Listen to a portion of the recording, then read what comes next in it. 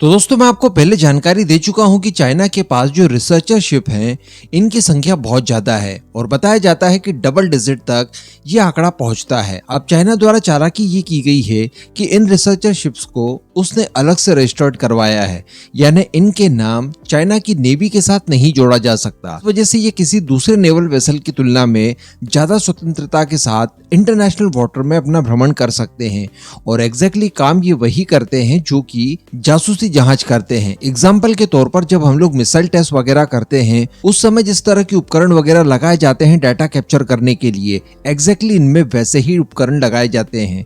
बड़े बड़े radar systems होते हैं। इसके बाद ये लोग हाइड्रोग्राफी सर्वे के नाम पर भी समुद्र सतह की बारीकी से जासूसी करते हैं, जिससे कि ये लोग अपनी सबमरीन के लिए रास्ता भी तलाश लेते हैं और साथ ही अगर कहीं पर दुश्मन देश द्वारा माइनिंग वगैरह लगाई गई हो तो ये उसके बारे में भी जानकारी ले लेते हैं। इन रिसर्चर शिप्स ने न केवल भारत को बल्कि पूरी दुनिया को लगभग परेशान कर रखा है। अक्सर देखा गया है कि जब ऑस्ट्रेलिया के आसपास भी उसके सहयोगी देश जिसमें अमेरिका और बाकी के पश्चिमी देश आते हैं, ये लोग भी जब युद्धाभ्यास वगैरह करते हैं तो उस दौरान चाइना के ये रिसर्चर शिप वहां पर पहुंच जाते हैं। चाइना हमेशा इनको इस तरह से प्रोग्राम करके रखता है कि जब भी कहीं पर युद्ध अभ्यास हो रहे हो उस एरिया में इन्हें भेज देता है। कई बार इनके लिए वार्निंग शॉट्स भी चलाए गए और इन्हें वहां से भगाने और खदेड़ने की कोशिशें की गई, लेकिन चाइना अपनी इन हरकतों से बाज ही नहीं आता। हालांकि ये परेशानी काफी पुरानी है, लेकिन इसके बावजूद जो चाइना के राइवल देश हैं, जिसमें भारत का भी आप एक नाम ले सकते हैं, इन्होंने कभी भी चाइना की सीख लेते हुए इस तरह के रिसर्चर शिप्स की संख्या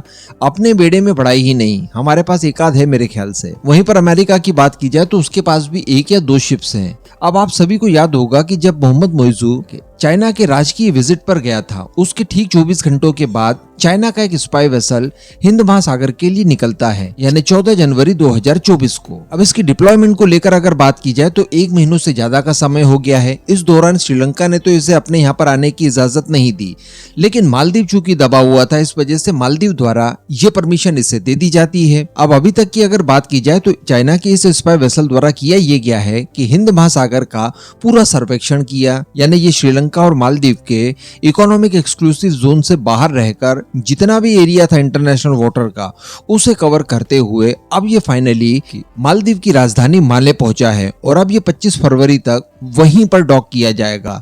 लेकिन ये बड़ी खबर नहीं है। बड़ी खबर ये है कि इसी समय भारत, मालदीव और श्रीलंका के बीच में एक एक्सरसाइज की जानी है जिसको नाम दिया गया है दोस्ती 16 और इसमें ऑब्जर्वर के तौर पर बांग्लादेश को भी शामिल किया है और ये सारे के सारे दल बल के साथ मालदीव पहुंच भी चुके हैं।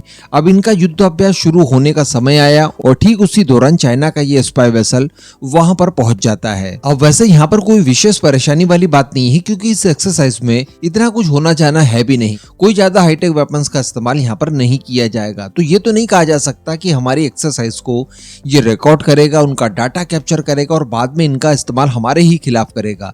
लेकिन यहाँ पर जो मैसेज देने की कोशिश की गई है उसे आप समझ सकते हैं। यहाँ पर मालदीव और चाइना दोनों के मंसूबे किस तरह के हो सकते हैं इसे आप समझ सकते हैं भली भांति।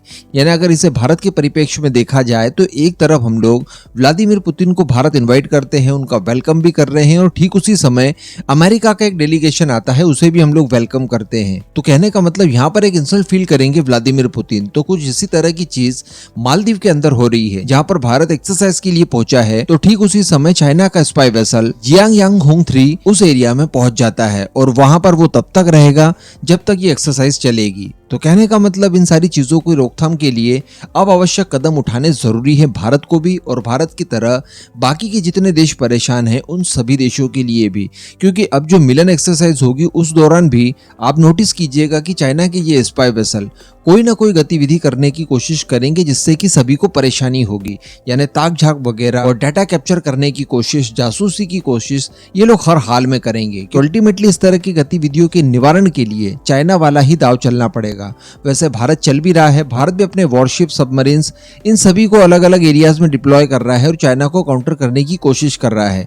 लेकिन जो स्वतंत्रता इस तरह के स्पाई वेसल्स के पास होती है वो हमारे नेवल वेसल्स के पास नहीं होती, तो हम चाहकर भी उस लेवल तक नहीं जा सकते।